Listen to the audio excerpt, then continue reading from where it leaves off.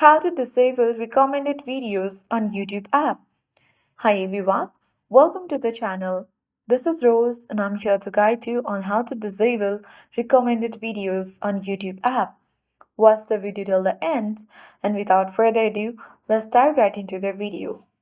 First of all, launch YouTube application on your device. Make sure to log into your account. So simply tap the profile at bottom right corner of the screen. Head towards the gear icon at top right corner. From the settings section, select your data in YouTube. Now you will reach on this browse or delete your YouTube activity section where you have to scroll down. Now, under YouTube Watch History, select Manage your YouTube Watch History. Now tap Delete at bottom right corner of the screen and select Delete All Time. To confirm, select Delete again at bottom right corner of the screen and your deletion has been completed.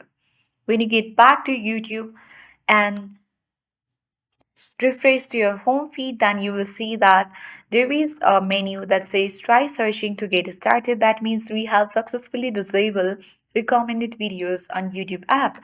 That's it. I hope this guide was helpful. If it was, then do like, share, comment and don't forget to subscribe. Thanks for watching and see you in the next video.